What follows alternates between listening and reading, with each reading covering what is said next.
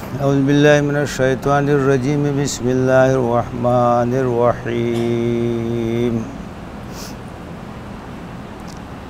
वइज़ बव्वाना लिइब्राहीम मकानल बैत अल्ला तुशरिक बि शैआ वतहिर बैति लित्ताइफीन वल-क़ाइमीन वर्रुक्कइस्सुजूद वअज़्ज़िन फ़िन्नासि बिलहज्जि यातूक रिजालन वअला कुल्लि ज़ामिरिन यातीन मिन कुल्लि फ़ज्जिन अमीक़ लियशहदू मनाफ़िअ लहुम वयज़्कुरू इस्मल्लाहि फ़ी अय्यामिन मालूमातिन अला मा रज़क़हुम मिन बहीमतिल अनआम फ़कुलू मिन्हा वअतिमुल बाइसल फ़क़ीर सुम्मा लियक़ज़ू तफ़थहुम वलयूफ़ू नुज़ूरहुम वलियत्तवफ़ू बिलबैतिल अतीक़ ज़ालिक वमन युअज़्ज़िम हुरुमातिल्लाहि फ़हुव ख़ैरुल लहू इंद रब्बिह वउहिल्लत लकुमुल अनआमु इल्ला मा युतला अलैकुम फ़ज्तनिबुर रिज्स मिनल औसान वज्तनिबू क़ौलज़्ज़ूर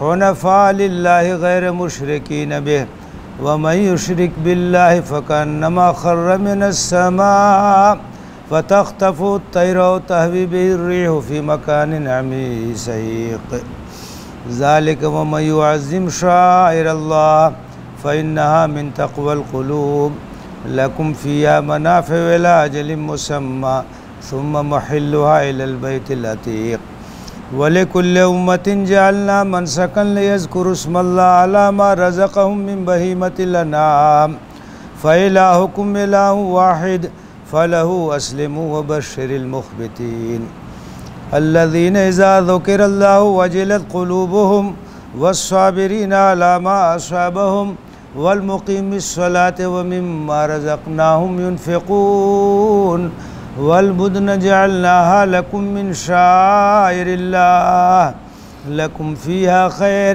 फ़ज़्कुरू इस्मल्लाहि अलैहा सवाफ़ा फ़इज़ा वजबत जुनूबुहा फ़कुलू मिन्हा वअतिमुल क़ानिअ वल मुअतर कज़ालिक सख़्ख़रनाहा लकुम लअल्लकुम तशकुरून लन यनालल्लाहा लुहूमुहा वला दिमाउहा वलाकिन यनालुहु तक़वा मिनकुम कज़ालिक सख़्ख़रहा लकुम लितुकब्बिरुल्लाह अला मा हदाकुम वबश्शिरिल मुख़्बितीन।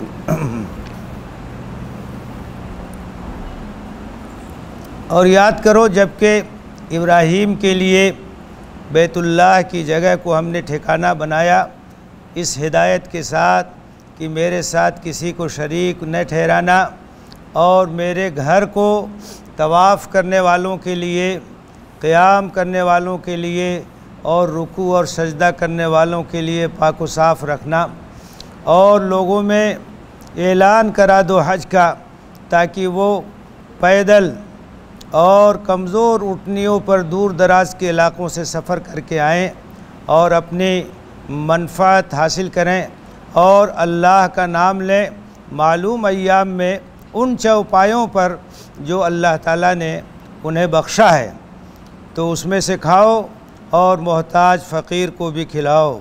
उसके बाद अपनी गंदगी दूर कर लो, अपनी नज़रों को पूरा कर लो और बैत अतीक़ का तवाफ़ करो। इन बातों का एहतमाम करो और जो भी अल्लाह की मोहतरम चीज़ों का लिहाज करेगा तो वो उसके लिए उसके रब के पास बेहतर है।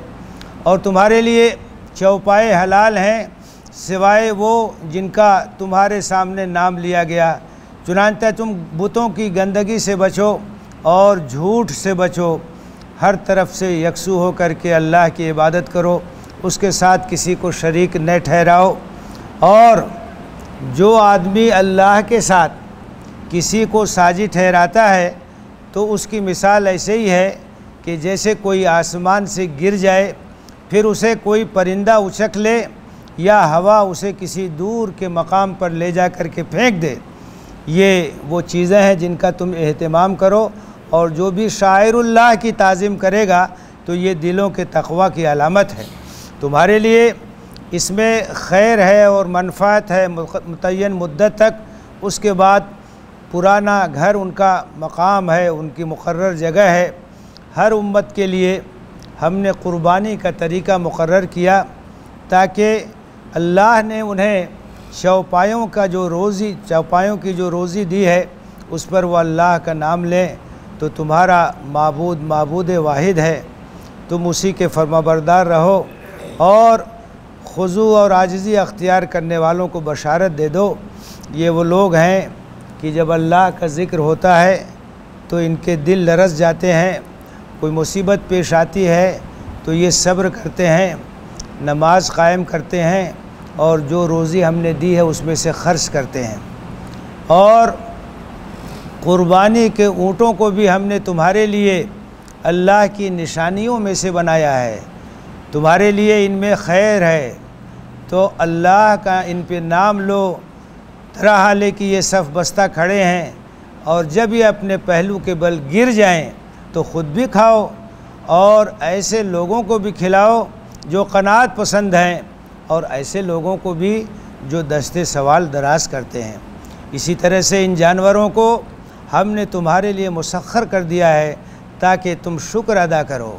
अल्लाह के पास न तो इनका गोश्त पहुँचता है न इनका खून पहुँचता है, लेकिन अल्लाह के पास तुम्हारा तक़वा पहुँचता है।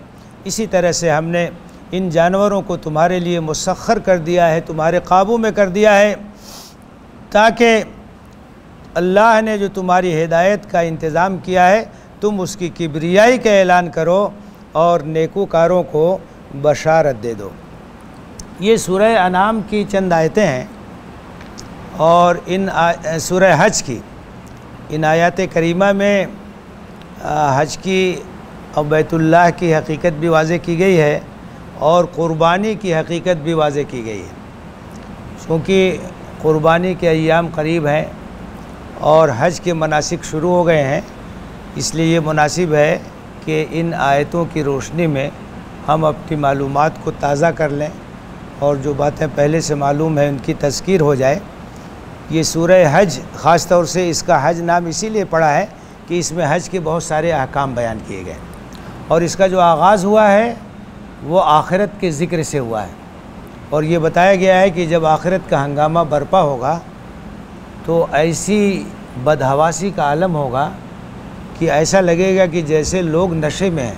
व तरन नास सुकारा व मा हुम बेसुकारा वलाकिन अज़ाबल्लाहि शदीद।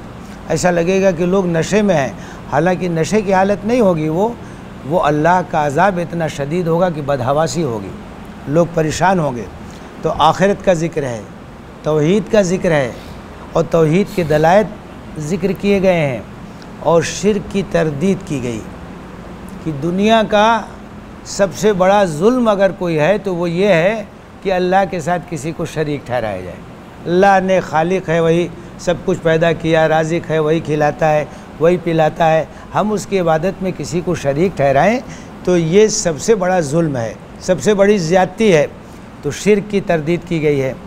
उसके बाद जो मक्के के लोग थे उनको ये समझाया गया है कि तुम एक तरफ मिल्लत इब्राहीमी से अपने आप को मंसूब करते हो और अपने आप को हज़रत इब्राहीम का जानशीन कहते हो, और दूसरी तरफ तुम्हारा हाल ये है कि तुमने खाने काबा को बुतों का मरकज़ बना दिया है। और हज़रत इब्राहीम तो तौहीद के अलमबरदार थे और उन्होंने इस घर की तामीर की थी खुदाए वाहिद की बंदगी के लिए, तो तुम तो उसका उल्टा ही कर रहे हो। अगर हज़रत इब्राहीम से तुम्हारी निस्बत है तो शिर्क से तुमको दूर होना चाहिए और तौहीद के रास्ते पे तुमको चलना चाहिए। अब ये इशारा भी इसके अंदर है कि चूँकि तुम शिर्क से आलूदा हो इसलिए बैतुल्लाह के तुम मुतवल्ली नहीं बन सकते। कुरैश के लोग, बनु हाशिम के लोग फ़ख्र करते थे कि हम बैतुल्लाह के मुतवल्ली हैं और उसी बुनियाद पर बहुत से फ़ायदे उठाते थे। अब इशारा किया गया है कि तुमको इस जगह से हटाया जाएगा और अहले ईमान के हाथ में बैतुल्लाह की देख रेख आएगी, क्योंकि ये तौहीद का मरकज़ है और इसकी देख रेख मुवाहिद ही कर सकते हैं। जो लोग अल्लाह की पूजा करते हैं, अल्लाह की परस्तिश करते हैं, अल्लाह की बंदगी करते हैं, वही इसकी देख रेख कर सकते हैं। तो वो इशारा भी इसके अंदर किया गया है। तो एक आईना दिखाया जा रहा है कि ऐ कुरैश के लोगों, ऐ बनु हाशिम, ऐ सरदारान मक्का, तुम हज़रत इब्राहीम से अपने आप को जोड़ते हो तो देखो उन्होंने इस घर की ताबीर किस लिए की थी, हमने उनको क्या ताकीद की थी, इस घर का पैगाम क्या है, क़ुरबानी का पैगाम क्या है, और अपना हाल तुम देखो, अपना जायज़ा तुम लो। तो फरमाया व इज़ बव्वअना ले इब्राहीम मकान अल बैत, याद करो वो वक्त जबकि इब्राहीम के लिए हमने निशानदेही कर दी कि बैतुल्लाह का मकाम ये है, जगह ये है। हज़रत इब्राहीम ने उसकी फिर से तामीर की, उसकी इमारत जो है वो ख़त्म हो चुकी थी और अल्लाह ताला ने उस मकाम की निशानदेही की। हज़रत इब्राहीम अलैहिस्सलातु वस्सलाम ने अपने बेटे हज़रत इस्माईल अलैहिस्सलाम के साथ उसकी बुनियादों को फिर से उठाया और फिर से उसकी तामीर नौ की। तो अल्लाह ताला ने हज़रत इब्राहीम को वो मकाम बताया, वो जगह बताई, वो बुनियादें बताई जो पुरानी बुनियादें थीं खाने काबा की। याद करो जबकि इब्राहीम के लिए बैतुल्लाह के मकाम की तायीन हमने की, बता दिया, और उनको ताकीद की अल्लाह तुशरिक भी शैआ। पहली बात यही थी हज़रत इब्राहीम को जो ताकीद की गई कि मेरे साथ किसी को साजी मत ठहराना, और तुमने इस पहली वसीयत ही को पामाल कर दिया। तुम शिर्क करते हो। इब्राहीम तो मुशरिक नहीं थे, वो तो शिर्क नहीं करते थे, तो बुत परस्ती नहीं करते थे। यही ताकीद थी अल्लाह तुशरिक भी शया, मेरे साथ किसी को शरीक मत ठहराना। और व ताहिर बैतिया लित्ताइफीन वल काइमीन व रुक्कई सुजूद, और मैंने ये ताकीद की थी हज़रत इब्राहीम को कि इस घर को पाक साफ़ रखो, साफ़ सुथरा रखो। किन लोगों के लिए? तवाफ़ करने वालों के लिए, जो लोग आके इस घर का तवाफ़ करेंगे। क़याम करने वाले, रुकू करने वाले, सजदा करने वाले, यानी नमाज़ पढ़ने वाले, नमाज का एहतिमाम करने वाले।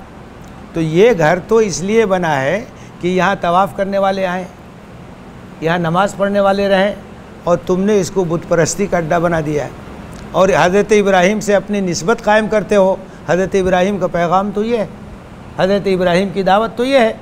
तो ये उनको हमने ताकीद की थी, नसीहत की थी कि मेरे साथ किसी को शरीक मत ठहराना, इस घर को पाक साफ़ रखना, तवाफ़ करने वालों के लिए, क़याम करने वालों के लिए, रुकू करने वालों के लिए, सजदा करने वालों के लिए। वाज़िन फिन्नास बिल हज, हज़रत इब्राहीम अलैहिस्सलातु वस्सलाम ने जब बैतुल्लाह की तामीर कर ली तो अल्लाह ताला ने कहा कि ऐलान कर दीजिए कि लोग हज के लिए आएँ। खाने काबा की तामीर नौ हो गई है, हर जगह से लोग आएँ और यहाँ आकर के हज करें, तवाफ़ करें, नमाज़ पढ़ें, अल्लाह से अपने अहद की तजदीद करें। रिवायत से मालूम होता है कि हज़रत इब्राहीम अलैहिस्सलातु वस्सलाम ने पहाड़ी के ऊपर से खड़े होकर के हज की मुनादी कर दी और अल्लाह ताला ने हवाओं को हुक्म दिया, वो आवाज़ सारी दुनिया तक पहुँच गई और अल्लाह ताला की कुदरत से कोई चीज़ बाइद नहीं। ऐलान कर दिया, उन्होंने ऐलान कर दिया हज के लिए। तो कहा अल्लाह ताला ने कि हज का ऐलान कर दो, यातू का रिजालन, लोग आएंगे, दूर दराज से आएंगे, पैदल भी आएंगे। व अला कुल्ल ज़ामिर यातीन मिन कुल्ल फज्जिन अमीक़, और लागर ऊँटनियों पे भी आएंगे जो पहाड़ी तंग रास्तों से आएंगी, कमज़ोर हो जाएंगी, निढाल हो जाएंगी, दूर दराज का सफ़र होगा, जिसको जो मैसर होगा तो उस तरीके से वो आएगा। जो करीब के लोग होंगे पैदल आ जाएंगे, दूर के लोग होंगे सवारियों से आएंगे।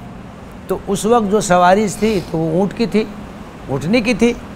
अब आज देखिए लोग पहुँच रहे हैं, तो कोई गाड़ी से पहुँच रहा है, तो कोई हवाई जहाज़ से पहुँच रहा है, तो कोई किसी ज़रिए से पहुँच रहा है। हज़रत इब्राहीम ने जो आवाज़ लगाई थी, जो ऐलान कराया था, लोग लब्बैक कहते हुए जा रहे हैं, लब्बैक अल्लाहुम्मा लब्बैक, हाजिर हैं मैं अल्लाह, हम हाजिर हैं। तो अल्लाह ताला ने उनको हुक्म दिया कि मुनादी कर दो, ऐलान कर दो, हज के लिए लोग आएंगे। लियशहदू मनाफ़िअ लहुम, लोग आएंगे तो हज के सफ़र में उनको नफ़ा भी हासिल होता है। इस्लाम एक ऐसा मज़हब है जिसमें दीन दुनिया एक साथ है, दोनों चीज़ें एक साथ, रहबानियत नहीं है। अब हज के लिए जाते हैं, हज के मौसम में वो तिजारत का भी मौसम होता है, और ख़ास तौर से पहले ज़माने में तो चीज़ें पहुंचती थी, जगह जगह से लोग लेके जाते थे, तो वहाँ के जो लोग थे उनको तिजारत का मौका भी मिलता था। तो ये कोई दीनदारी के ख़िलाफ़ बात नहीं है कि आप हज भी कर रहे हैं, सफ़र हज में कुछ तिजारत भी कर रहे हैं, वहाँ के बाशिंदों को फ़ायदा भी हो रहा है, ये कोई दीनदारी के ख़िलाफ़ बात नहीं है। कुरान मजीद में कहा गया है कि जब जुमा की अज़ान हो जाए, कारोबार बंद करो और अल्लाह के ज़िक्र के लिए दौड़ो और जब जुमा की नमाज हो जाए फंतशरू फिल अर्ज़ वब्तगू मिन फज़लिल्लाह, ज़मीन में फैल जाओ, रोज़ी तलाश करो। तो दोनों चीज़ें साथ साथ चलती हैं। तो हज का सफ़र तो लंबा होता है, मनासिक अदा करने में कई कई दिन लगते हैं। तो फरमाया ताकि लोग आएँ, मनफ़ात भी हासिल करें, नफ़ा भी हासिल करें। व यज़्कुरू इस्मल्लाहि फ़ी अय्यामिन मालूमात अला मा रज़क़हुम मिन बहीमतिल अनाम, और मुतय्यन दिनों में अल्लाह ने जो चौपायों की नेमत दी है तो उस पर अल्लाह का नाम लें, उनको क़ुरबान करें। तो क़ुरबानी करें, तवाफ़ करें, नमाज़ पढ़ें, तिजारत भी करें। तो ये क़ुरबानी जो है ये ख़ास मकसद है, क्योंकि हज़रत इब्राहीम अलैहिस्सलातु वस्सलाम अपने बेटे को अल्लाह के रास्ते में क़ुरबान करने के लिए वहीं तैयार हुए थे। वही सरज़मीन है, वही मरवा का मकाम है जहाँ वो तैयार हुए थे। तो हम हुज्जाज वहाँ जाते हैं और क़ुरबानी के अय्याम में क़ुरबानी करके उस क़ुरबानी की याद ताज़ा करते हैं कि जिस तरह से हमारे जद्द अमजद हज़रत इब्राहीम अलैहिस्सलातु वस्सलाम ने अपने बेटे को लिटा दिया था और उसकी गर्दन पर छुरी चलाने के लिए तैयार थे और बेटा भी क़ुरबान होने के लिए तैयार था, उसी तरह से हम भी अपना सब कुछ अल्लाह के रास्ते में क़ुरबान करने के लिए तैयार। तो हाजी वहाँ जाते हैं, वो वहाँ क़ुरबानी अदा करते हैं और असल मकाम क़ुरबानी का वो है। लेकिन दुनिया भर के मुसलमान सब लोग तो हज के लिए नहीं जा सकते हैं, सब लोग अपने अपने मकाम पर क़ुरबानी के अय्याम में क़ुरबानी की सुन्नत ताज़ा करते हैं ताकि हज़रत इब्राहीम से अपनी निस्बत को मजबूत कर सकें। तो लोग वहाँ पहुँचें और अल्लाह ताला ने जो उनको चौपायों का रिस्क दिया उस पर अल्लाह का नाम लें। सूरह अनाम के अंदर चौपायों की वजाहत भी की गई है। वो क्या है? छोटे जानवरों में भेड़ और बकरी, बड़े जानवरों में ऊँट और गाय, यही चीज़ें थी जो अरब में मौजूद थी। भैंस एक ऐसा जानवर है जो बहुत गर्म इलाक़ों में नहीं होता है, इसलिए अरबों में नहीं था। वो गाय थी, वहाँ ऊँट था, वहाँ भेड़ थी, वहाँ बकरी थी। इन चार चीज़ों का तज़किरा वहाँ मौजूद है। और उलमा ने ये कहा है कि भैंस जो है ये भी गाय ही की एक किस्म है। अलजामूस हो नौम मिनल बकरा, लुग़त में भी उठा के देखेंगे यही माना मिलेगा कि ये जो भैंस है ये भी गाय ही के कबील की एक चीज़ है, इसलिए उलमा ने कहा इसकी भी क़ुरबानी हो सकती है। तो बाकायदा सूरह अनाम के अंदर चार चौपायों का ज़िक्र है, भेड़, बकरी, गाय और ऊँट। तो अल्लाह ने जो उनको रिस्क दिया है चौपायों की शक्ल में, उस पर अल्लाह का नाम लें मालूम दिनों में, यानी क़ुरबानी के अय्याम, यौमुन नहर और अय्याम तशरीक़, 10वीं तारीख़ और 11वीं, 12वीं, 13वीं, यही अय्याम मालूमात हैं, यही क़ुरबानी के दिन हैं। उसके बाद क्या करना है? क़ुरबानी के गोश्त फरमाया फ़कुलू मिन्हा, खुद भी खाओ, व अतिमुल बाइसल फ़क़ीर, जो ज़रूरतमंद है उनको भी खिलाओ, गोश्त गरीबों को भी खिलाओ, तकसीम भी करो और ख़ुद भी खाओ। अब देखिए अल्लाह की एक नेमत है, उसने दिया है, शुक्राने के तौर पर हम कुर्बान करते हैं। अल्लाह को गोश्त नहीं चाहिए, उसे खून नहीं चाहिए, आप ही खाइए।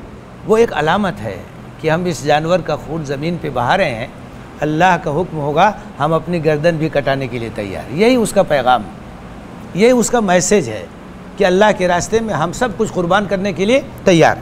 ख़ुद भी खाओ, गरीबों को खिलाओ। सुम्बल यखजू तफरसहूं, हज के लिए लोग जाते हैं तो एहराम की हालत में होते हैं।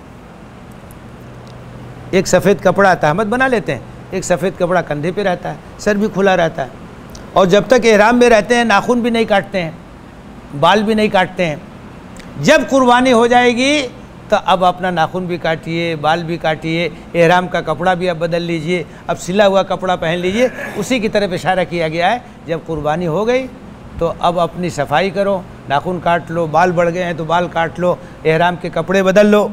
वलयूफ़ू नुज़ूरहुम, कोई नज़र अगर मानी है उसको पूरा कर लो। वलयतवफ़ू बिल बैतिल अतीक़, अतीक़ के माने होते हैं कदीम, पुराना घर। अल्लाह की इबादत के लिए सबसे पहले वो खाने काबा ही बना था, इसीलिए उसे बैत अतीक़ कहा जाता है। कदीम घर है वो, बहुत पुराना घर है। उसके बाद फिर तवाफ़ करना।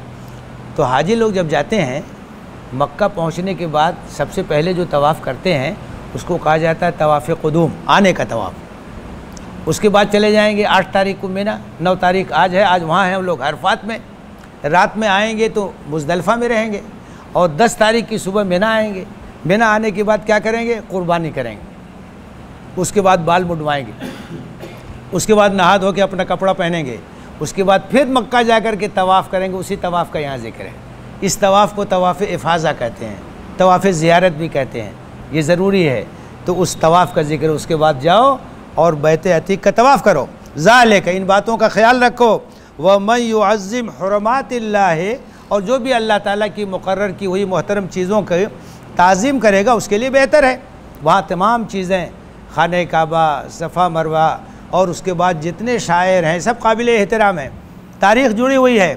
व हिल्लत लकुम अल अनाम इल्ला मा युतला अलैकुम, तुम्हारे लिए चौपाए हलाल हैं, हाँ जिनका जिक्र किया गया उतने तुम्हारे लिए हराम। बता दिया कौन कौन सी चीज़ तुम्हारे लिए हराम है। अगर अल्लाह के अलावा किसी और का नाम लिया गया हो और उस पर ज़बह किया गया जानवर है वो हराम है। देवी देवताओं पे जो चढ़ाए गए जानवर हैं वो हराम है, जो दरिंदे हैं वो हराम है। तो ये तुम्हारे लिए हलाल हैं। फज्तनिबुर रिज्स मिनल औसान, तो बुतों की गंदगी से बचो। एक गंदगी तो ज़ाहिरी होती है जो नज़र आती है, और एक गंदगी ऐसी होती है जो मानवी होती है। जैसे शिर्क क्या है? गंदगी है, बहुत बड़ी गंदगी, आँख से नहीं आप देखेंगे, लेकिन हकीकत में एक रिज्स है, एक गंदगी है, एक नजासत है। फज्तनिबुर रिज्स मिनल औसान, गंदगी यानी बुतों से बचो। वज्तनिबू कौल ज़ूर, और झूठ से बचो। झूठ बात मत बोलो, झूठी गवाही मत दो। आप देखिए कि शिर्क और ज़ूर यानी झूठ को एक साथ रखा गया है। कबायर में से गुनाह कबीरा है। शिर्क जिस तरह से गुनाह कबीरा है, झूठ बोलना, झूठी गवाही देना, ये भी क्या है? गुनाह कबीरा है। हुनफ़ा लिल्लाह, हर तरफ से यकसू होकर अल्लाह की चौखट पे गिर जाओ। गैर मुशरिकीन बिही, उसके साथ किसी को साजी मत ठहराओ। वमन युशरिक बिल्लाह, अब यहाँ कुरान मजीद ने एक मिसाल दी है कि जो लोग शिर्क करते हैं उनकी मिसाल क्या है, और बड़ी मुअस्सिर मिसाल दी है। फरमाए कि जो अल्लाह के साथ शिर्क करता है, साजी ठहराता है, उसका हाल क्या है? उसका हाल ये, फ़कान्नमा खर्र मिनस समा, एक आदमी ऊपर से गिरा, आसमान से फेंक दिया गया। अब उसके बाद क्या होगा? फ़तख्तफ़हु तैर, या तो ऊपर ही कोई परिंदा उचक ले उसे, और तहवीब इर्रिह फी मकानिन सहीक़, या हवा उसको किसी दूर दराज मकाम पे ले जाके फेंक दे, पाश पाश हो जाए, टुकड़े टुकड़े हो जाए। एक आदमी जब तौहीद के रास्ते पर होता है तो उसे एक मजबूत सहारा मिल जाता है, एक मजबूत रस्सी मिल जाती है। और एक आदमी अगर शिर्क के रास्ते पे आ जाता है उसका कोई ठिकाना नहीं, वो कटी हुई पतंग की तरह है। आप देखते हैं ना, जो अल्लाह को सजदा नहीं करता हर चीज़ को सजदा करता, पेड़ को भी सजदा करेगा, पहाड़ को भी सजदा करेगा, नदी को भी सजदा करेगा, तालाब को भी सजदा करेगा, सांप बिच्छी को भी पूछेगा, हर चीज़ की पूजा करता है। वो किसी शायर ने कहा है ना, ये एक सजदा जिसे तू गिरा समझता है, 1000 सजदों से देता है आदमी को निजात। अगर एक अल्लाह के सामने सजदा करने की हकीकत मिल गई तो फिर कहीं सजदा करने की ज़रूरत नहीं है। और अगर ये चीज़ छूट गई, हर जगह सजदा करें। वो समझिए कि उसकी कोई असली नहीं है, आदमी फिजा में उड़ रहा है, कहीं भी जा सकता है, कोई उसका ठिकाना नहीं है, कोई उसकी मंजिल नहीं, कोई आस्ताना नहीं है। और जब अल्लाह को जानता है, तौहीद को जानता है, अब अल्लाह के सिवा कहीं सजदा नहीं कर सकता, अल्लाह के सिवा किसी पे भरोसा नहीं करेगा, अल्लाह के सिवा किसी के सामने हाथ नहीं उठाएगा। तो शिर्क की मिसाल दी गई है कि मुशरिक तो बिल्कुल कटी हुई पतंग की तरह है, आसमान से कोई गिर गया या तो कोई परिंदा उचक ले या हवा कहीं ले जाके उसे फेंक दे, तो उसकी मिसाल ऐसे ही है। ज़ालिक है, इन बातों का ख्याल कीजिए। व मन युअज़्ज़िम शाइर अल्लाह, और जो भी अल्लाह ताला की निशानियों की ताज़ीम करता है, उसका एहतराम करता है, तो ये दिलों के तक़वा की अलामत है। लकुम फ़ीहा मनाफ़े इला अजलिम मुसम्मा, क़ुरबानी के जानवरों में तुम्हारे लिए फ़ायदा है एक मुक़र्रर वक्त तक के लिए। बाज़ लोग ये समझते थे कि जो जानवर क़ुरबानी के हैं उसकी कोई चीज़ इस्तेमाल नहीं करनी चाहिए, उसका दूध नहीं इस्तेमाल करना चाहिए, उसका ऊन नहीं इस्तेमाल करना चाहिए। कहा कुछ नहीं, ये जो जानवर हैं इसमें तुम्हारे लिए नफ़ा भी है, इनके दूध से फ़ायदा उठाओ, मुख्तलिफ़ चीज़ों से फ़ायदा उठाओ। जब मुतय्यन अय्याम आ जाएंगे इनकी क़ुरबानी हो जाएगी। तो बहुत सी चीज़ें ऐसी थी जो मज़हब के नाम पे राइज थी, हालांकि वो मज़हबी चीज़ नहीं थी। तो उसी में से एक चीज़ ये भी थी, फरमा दिया कि इन जानवरों में तुम्हारे लिए नफ़ा है मुतय्यन मुद्दत तक, सुम्मा महिल्लुहा इलल बैतिल अतीक, फिर इनका मकाम जो है वही पुराना घर है, खाने काबा के पास पहुँचेंगे, वहाँ इनकी कुर्बानी होगी। वलिकुल्लि उम्मतिन जालना मनसका, हर उम्मत के लिए हमने कुर्बानी का तरीक़ा मुकर्रर किया। मालूम ये हुआ कुर्बानी एक पुरानी इबादत है और हर उम्मत के अंदर कुर्बानी राइज थी। क्यों मुकर्रर किया? लियज़्कुरू इस्मल्लाह, ताकि लोग अल्लाह का नाम लें, अला मा रज़क़हुम बिम बहीमतिल अनाम, उन चौपायों पर जो अल्लाह ने उनको बख्शा है। भाई जिसने बख्शा उसी के नाम पर हम कुर्बान करेंगे, जिसने नेमत दी है उसी के नाम पर उनको ज़बह करेंगे। तो अल्लाह ताला ने, ये भी तौहीद की अलामत है कि कोई भी जानवर ज़बह हो अल्लाह के नाम पे ज़बह होगा, कुर्बानी अल्लाह के नाम पर होगी, किसी और के नाम पे नहीं हो सकती है। हर उम्मत के लिए हमने कुर्बानी का तरीक़ा मुतय्यन किया ताकि चौपाए जो हमने उनको बख्शे हैं उस पर वो अल्लाह का नाम ले। फ़इलाहुकुम इलाहुन वाहिद, याद रखो तुम्हारा माबूद वो माबूद वाहिद है, माबूद बरहक वही है, बाकी सब माबूदान बातिल है। तुम्हारा माबूद खुदाए वाहिद है, फ़लहु अस्लिमू, तो उसके सामने सर को झुका दो, उसके इताअत करो, उसकी फरमाबरदारी करो। व बशरिल मुख़बितीन, ए नबी उन लोगों को बशारत दे दीजिए जो आजिज़ी अख्तियार करते हैं, खाकसारी अख्तियार करते हैं, अल्लाह के सामने अपनी गर्दन को झुका देते हैं, उसकी इताअत करते हैं, सर तस्लीम को ख़म कर देते हैं। ऐसे लोगों के लिए बशारत है, दुनिया में भी अल्लाह की ताईद और आखिरत में अल्लाह की नेमत है। अब उनकी सिफ़ात बताई गई है कि ये लोग कैसे होते हैं। फरमाया अल्लज़ीना इज़ा ज़ुकिरल्लाहु वजिलत क़ुलूबुहुम, कि ऐसे लोग हैं कि जब अल्लाह का हवाला दिया जाता है, अल्लाह का ज़िक्र होता है तो इनके दिल लरस जाते हैं, अल्लाह के खौफ से कांपने लगते हैं। एक तरफ अपने गुनाहों को याद करते हैं, दूसरी तरफ अल्लाह के जाहो जलाल को याद करते हैं, कांपने लगते हैं, कैसे हम जवाब देंगे, कैसे अल्लाह के को हम अपना चेहरा दिखाएंगे, जवाब सवाल कैसे होगा। फरमाए कि ये वो लोग हैं कि जब अल्लाह का ज़िक्र किया जाता है उनके दिल लरस जाते हैं।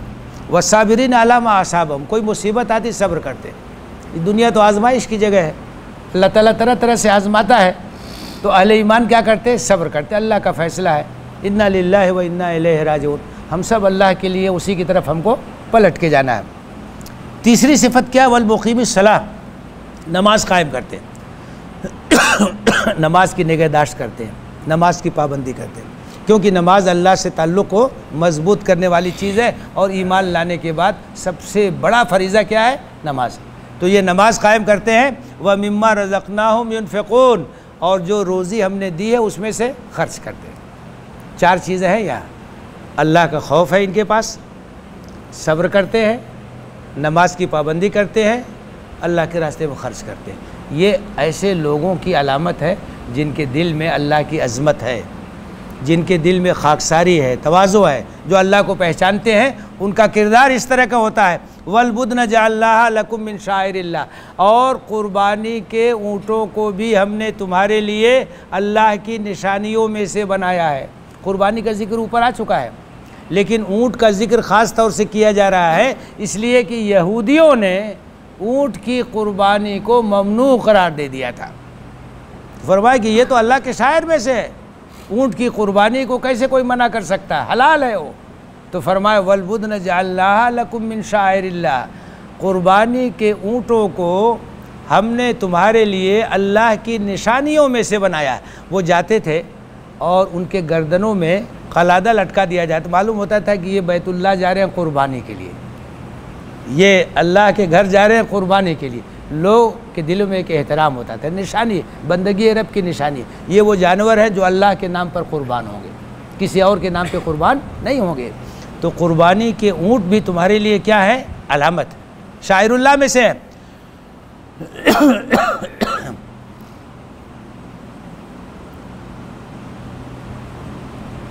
लकुम फ़ीहा खैर, तुम्हारे लिए इसमें खैर ही खैर है, भलाई ही भलाई है।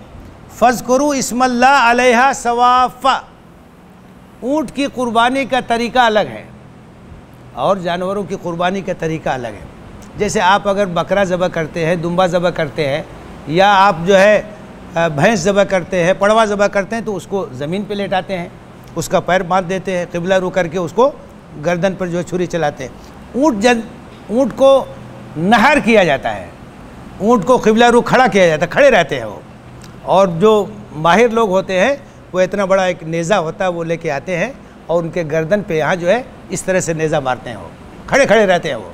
और नेज़ा जब उनको मारा जाता है तो उसके बाद खून का फव्वारा छूटता है, और खून का जब फव्वारा छूटता है उसके बाद वो करवट गिर जाते हैं, फिर उनको ज़बह कर लेते हैं, उनका गोश्त इस्तेमाल करते हैं। तो फरमाया फ़ज़्कुरू इस्मल्लाह अलैहा सवाफ़ा, तो सफ़ में खड़ा करके अल्लाह का नाम लो, उनको नहर करो, उनको कुर्बान करो। फ़ैज़ा वजबत जुनूबुहा, जब वो पहलू के बल गिर जाए, जब नहर आप कर देंगे, खून गिरेगा, उसके बाद वो गिर जाएंगे ज़मीन पर। तो जब वो गिर जाए तो अब उनका गोश्त इस्तेमाल करना है। तो फरमाया कि जब वो पहलू के बल गिर जाएं, फ़कुलू मिनहा, तो उसके गोश्त में से ख़ुद भी खाओ। व अतिमुल क़ानिअ वल मुअतर्रा, बड़ी नुक्ते की बात इसमें बताई गई है, और खिलाओ क़ाने को भी और मुअतर को भी। क़ाने कहते हैं क़नाअत पसंद, जो ज़रूरतमंद हैं दो तरह के होते हैं, एक तो खुददार होते हैं, हाथ नहीं फैला सकते, किसी से कह नहीं सकते, उनको क़ाने कहा जाता है। और मुअतर जो आ जाते हैं, सवाल करते हैं, हाथ फैलाते हैं। पहले क़ाने को रखा है कुरान ने, सबसे पहले उन गैरतमंदों तक गोश्त पहुंचाना चाहिए जो ज़रूरतमंद हैं लेकिन अपनी ज़रूरत का इजहार नहीं करते, किसी से कह नहीं सकते।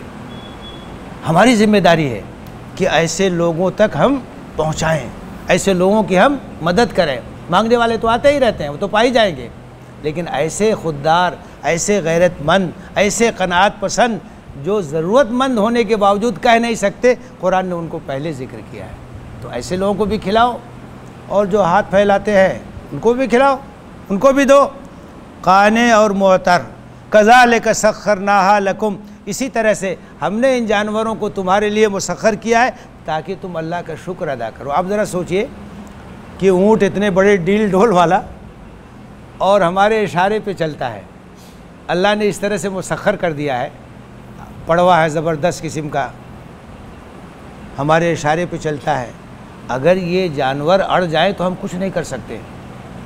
कभी कभी एक आध जानवर बिगड़ जाते हैं तो लोग परेशान हो जाते हैं। तो अल्लाह ताला याद दिला रहा है कि देखो इतने बड़े ताकतवर डील डोल वाले जानवर हैं, हमने तुम्हारे लिए इनको मुसख्खर कर दिया है, तुम्हारा ताबे बना दिया है। तुम कहते हो तो चलते हैं, तुम कहते हो तो रुक जाते हैं, बैठ जाते हैं, खड़े हो जाते हैं, हर तरह से तुम इस्तेमाल करते हो। तो जिस खुदा ने तुम्हारे लिए इनको मुहैया किया है और तुम्हारा ताबे बना, उसका शुक्र अदा करो। और उसका शुक्र क्या है कि अगर इनको ज़बह करना है तो अल्लाह के नाम पे ज़बह करो। बहुत बड़ी नाशुक्री होगी कि इन जानवरों को पैदा किया अल्लाह ने, मुसख्खर किया अल्लाह ने, किसी और के नाम पे ज़बह हो, कहीं और चढ़ाया जाए, किसी और आस्ताने पे ले जाया जाए इनको। तो फरमाया कि इन जानवरों को हमने तुम्हारे लिए मुसख्खर किया है ताकि तुम शुक्र अदा करो। और उसके बाद फिर कुर्बानी की हकीकत को वाज़ेह करते हुए अल्लाह ताला फरमा रहा है, लन यनालल्लाह लुहुमुहा वला दिमाउहा, कुर्बानी के जानवरों का गोश्त और खून अल्लाह के पास नहीं पहुंचता है। खून तो ज़मीन पे फैल जाएगा, ख़त्म हो जाएगा, गोश्त हम खाएंगे, खिलाएंगे, तकसीम करेंगे। अल्लाह के पास क्या चीज़ जाती है?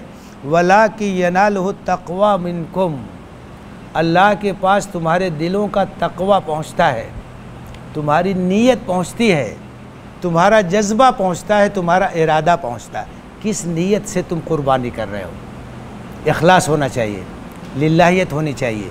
ये नीयत होनी चाहिए कि अल्लाह ताला मैं अपना सब कुछ तेरे रास्ते में कुर्बान करने के लिए तैयार हूँ। कुर्बानी के वक्त क्या दुआ पढ़ते हैं?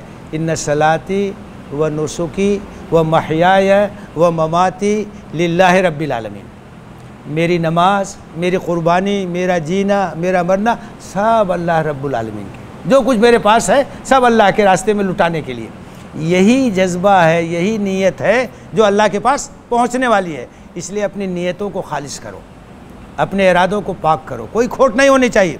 अल्लाह के पास इन कुर्बानी के जानवरों का गोश्त और खून नहीं पहुँचता है, तुम्हारे दिलों का तकवा पहुँचता है। कज़ालिक सख्खरहा लकुम, इसी तरह से अल्लाह ने इन जानवरों को तुम्हारे लिए मुसख्खर किया है, लितुकब्बिरुल्लाह अला मा हदाकुम, ताकि अल्लाह ने तुम्हें हिदायत बख्शी है, अल्लाह की किबरियाई का ऐलान करो। हम क्या करते हैं? बिस्मिल्लाह अल्लाहु अकबर, तब हम कुर्बान करते हैं। ये हिदायत अल्लाह ने बख्शी है, हम अल्लाह की अज़मत का ऐलान करते हैं, उसकी किबरियाई का ऐलान करते हैं, तौहीद का ऐलान करते हैं।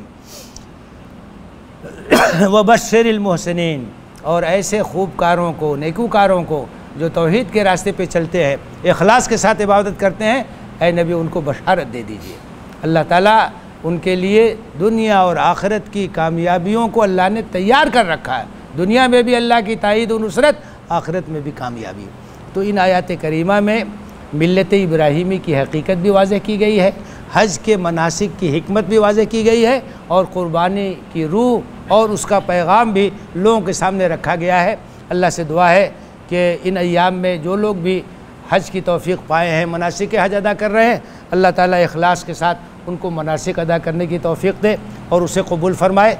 और क़ुरबानी के अय्याम आ रहे हैं, अल्लाह ताला हमें इखलास के साथ क़ुरबानियाँ पेश करने की तौफ़ीक़ दे और हमारी क़ुरबानियों को, इबादतों को कबूल फ़रमाए। आमीन। व आखिर दावाना अनिल हम्दुलिल्लाहि रब्बिल आलमीन।